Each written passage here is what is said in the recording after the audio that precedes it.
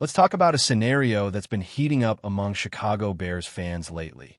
The possibility of trading for Jeffrey Simmons. Now, before anyone jumps out of their seat yelling yes or no, let's really break this down because there's a lot to consider here, and it's not as simple as plugging in a dominant defensive tackle and instantly becoming a playoff team. So, there's been some buzz going around after an article from Sports Illustrated predicted that the Bears could land Simmons for a second-round pick.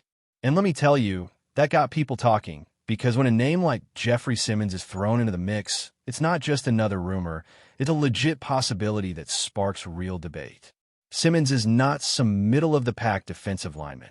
We're talking about a guy who, when healthy and on his game, is a true disruptor. Even though last season wasn't his best, and let's be honest, that Titans defense as a whole took a hit, he's bounced back big time this year. In just 5 games, he's already racked up 3.5 sacks, leading all defensive tackles and pressures according to Pro Football Focus, with 25 pressures and 9 quarterback hits. Add a forced fumble to that mix, and yeah, this guy is playing like a man possessed. This is more like the all-pro version of Simmons we saw a couple of seasons ago, not the slightly off one from last year. Now, let's look at this through the lens of Chicago's current roster. Defensive tackle is arguably the deepest position group on the Bears' defense right now. You've got Grady Jarrett, Jervin Dexter, Andrew Billings, Shamar Turner, and Chris Williams. It's not like there's a glaring hole at the position. So, on paper, Simmons might not seem like the most urgent need. But let's be honest. Even with all those names, Simmons would immediately become the most talented player on that defensive line. No disrespect to the others, but he brings a level of disruption, consistency, and explosiveness that this unit hasn't had in a while. And look, ideally, you want an edge rusher, right? You want someone flying off the outside, creating chaos, especially with how Montez Sweat has been playing, which, let's face it, has been decent but not game-changing. Simmons on the interior might not be the edge guy you're picturing, but imagine putting him next to Montez Sweat. That duo could elevate the entire front line. It could be the difference between being a middle-of-the-pack pass rush unit and a top-tier one. When you put pressure up the middle, it forces quarterbacks off their spot. It creates opportunities not just for sacks, but also for turnovers. And Simmons does that at a high level. Now let's talk money. Because, of course, it's not just about talent. The contract always matters. On paper, his deal is not bad at all, especially for a player of his caliber. His cap hits are scheduled to be around $20 million next season, then $23 million, and then $27 million. Those are significant numbers, but here's where it gets interesting. If for whatever reason things don't work out and you had to move off him a year or two, the dead cap is very manageable.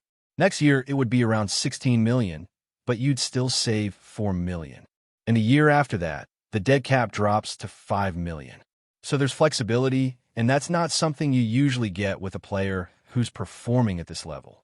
And then there's the long-term question. Simmons is 28 years old, which means if you're trading for him, you're looking at a 2 to 3 year window of top production. He's still right in the middle of his prime, but that also means you're not just making a move for this season. You're making an investment that stretches into the next couple of years.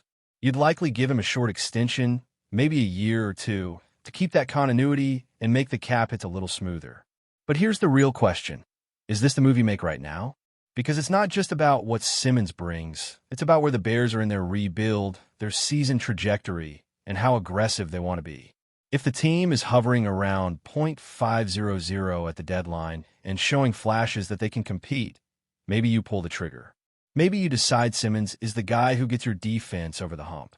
But if things are trending downward, if the offense isn't clicking and the defense isn't showing enough, then maybe you hold back. Because as good as Simmons is, he's not a savior. He's a piece of the puzzle. A big one, sure, but not the whole picture. And let's not forget how much the Bears have already invested in the defensive line. They've spent money, they've spent picks, and the returns so far has been mixed. So there's a case to be made that instead of adding another high-level piece, the guys already on the roster just need to play better. You shouldn't always be in the mindset of fixing every problem through trades, especially when the guys you've already paid haven't produced at the expected level. That said, a second-round pick for someone like Simmons is actually not a bad deal at all. It's not cheap, but it's also not outrageous. This isn't giving up a first-rounder or mortgaging your future. It's a fair price for a player who, again, can completely change how your defense operates. The upside is real. The potential for him to elevate the guys around him is real. And if he and Montez Sweat could start clicking together, it could be a nightmare for opposing quarterbacks. That kind of interior presence makes everyone's life easier. Linebackers, edge rushers, the secondary. Everyone benefits when the quarterback doesn't have time to throw. Would I do it? Personally, I'm on the fence. I love Simmons as a player. I love the idea of building a dominant front. But I also think you have to look at where the Bears are by the time the deadline rolls around. If this team is still in the playoff hunt, if there's real momentum, then yeah, I think it's a move worth making. But if it's more of the same, up and down, inconsistent, and not quite ready, then maybe that pick is better spent in April. And hey, Simmons isn't the only name out there. Zane Hilton brought up a good point asking whether Ryan Poles is going to make a move at all. He's made a trade at every deadline since he took over, even if it was just a small one like flipping Khalil Herbert for a 7th rounder last year. So chances are, yeah, something's going to happen. Whether it's a blockbuster like Simmons or a depth move, it would be more surprising if Poles stood pat. As for other trade options, well, there's talk about guys like Jermaine Johnson. That one's interesting, but risky. Johnson had 7.5 sacks a couple of years ago, but he's barely played this season, and he hasn't recorded a sack yet. Injuries have been a factor, sure, but you don't really know what version of Johnson you'd be getting.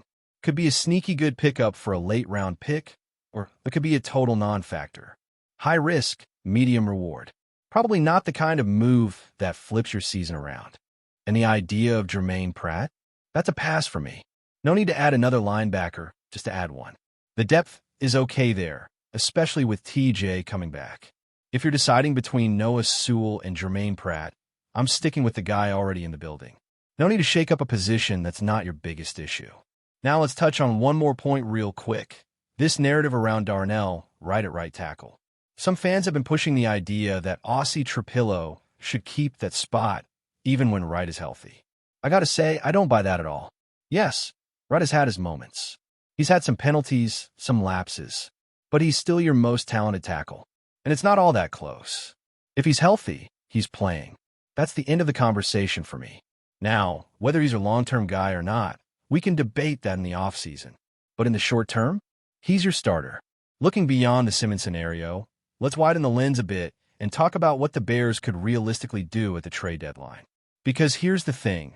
While adding a superstar name can make headlines, smart teams also look at the depth of their roster, where the holes are really hurting them, and where the value is best found.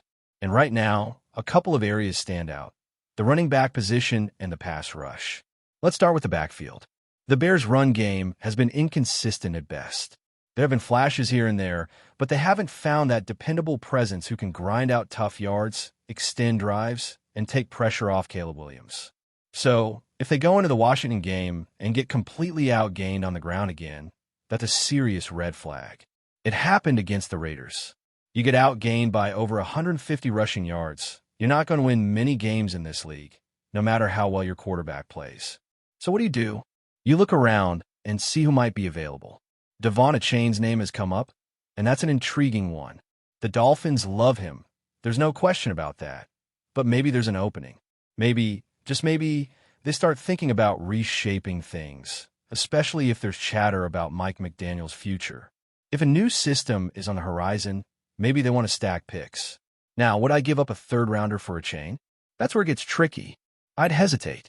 Not because he's not talented. He is. He has the speed, the vision, the explosiveness. There's a world where he becomes a top 10 back in this league. But running backs, man, they're always a gamble when it comes to injuries, longevity, and value. A 4th-rounder? That's a different story. I'd do that in a heartbeat. That's the kind of calculated risk that could give this offense a jolt without overpaying for a position that's already undervalued across the league. Now, shifting back to defense for a minute. The pass rush is another glaring need. If you're not going to trade for Simmons, and if the edge guys you have aren't getting home often enough, then you need to look at what else is out there. But here's the problem. Elite edge rushers rarely get moved mid-season. And if they do, it's expensive. You're not getting a game wrecker on the edge for a fourth rounder. So what are your options?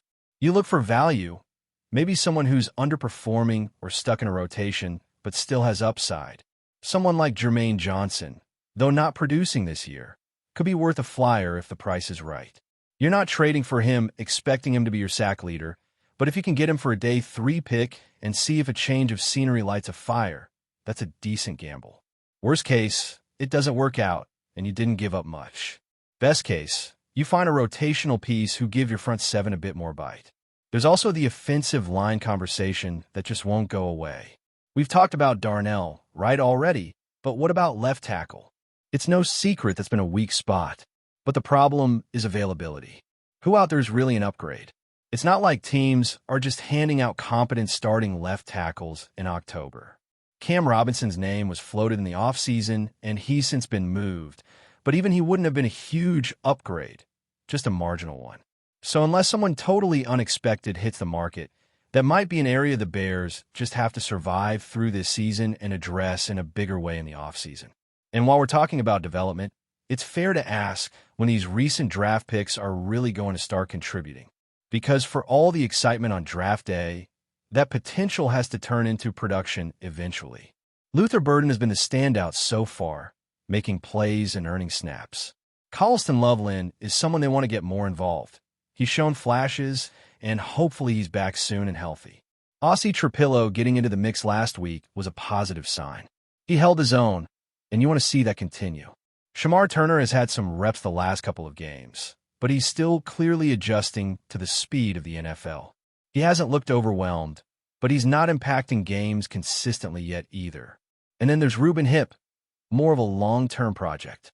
Taken in the 4th round, you don't expect instant impact, but eventually you want to see some growth. Compared to the first few weeks of the season, the arrow is pointing up slightly when it comes to this rookie class, but there's still a long way to go. And in a league where rookies are contributing all over the field for other teams, Bears fans want to see more than just flashes. They want difference makers. They want young players who can step in and be part of the core going forward. That's the only way this rebuild really starts to take shape. Before we continue, don't forget to subscribe to our channel and give this video a like. Your support helps us keep bringing you the latest updates on our Chicago Bears. And don't be shy. Drop your thoughts on the news in the comments below. And what could be one of the most shocking moves of the NFL offseason? Whispers are swirling around the league that Travis KELCE, the Kansas City Chiefs star tight end, has allegedly turned down a contract extension with the reigning Super Bowl champions. Sources close to the situation suggest that KELCE, long considered untouchable in Kansas City, is now eyeing a fresh start in Chicago, with the Bears reportedly emerging as the surprising frontrunner to land the veteran playmaker.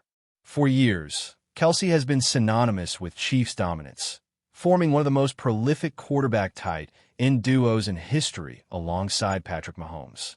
Yet, according to insiders, the tight end's decision is rooted in a desire for a new challenge, as well as the potential for a central leadership role in a Bears offense that has been searching for a game-changing weapon. Chicago fans are already buzzing at the mere possibility of KELCE donning the navy and orange, imagining the mismatched nightmares he could create across the NFC North. The rumor mill suggests that negotiations between KELCE and the Chiefs reportedly hit a standstill over contract length and guaranteed money, prompting the player to explore options elsewhere.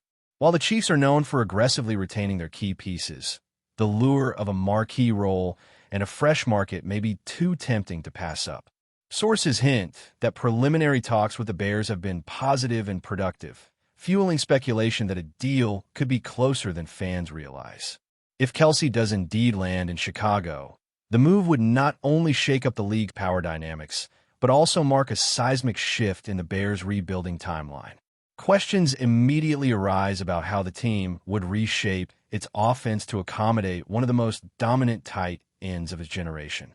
Meanwhile, Chiefs fans are left in shock, facing the possibility of watching a future Hall of Famer suit up in another uniform, a reality that, until now, seemed almost unimaginable. While the story remains unconfirmed, the NFL world is already alight with debate. Could Travis KELCE really trade the comforts of a dynasty for the challenge of reviving a storied, but struggling franchise? For now, all we have are tantalizing hints and the growing chorus of speculation that the Bears could be on the verge of one of the most headline-grabbing signings in recent memory. One thing is certain. Wherever KELCE lands, the ripple effects will be felt across the league, and every rumor deserves to be watched closely. That's it for this update. If you enjoyed the video and want to stay updated with exclusive news about our Chicago Bears, be sure to subscribe to our channel and hit that like button. We can't wait to hear your thoughts in the comments. See you in the next video.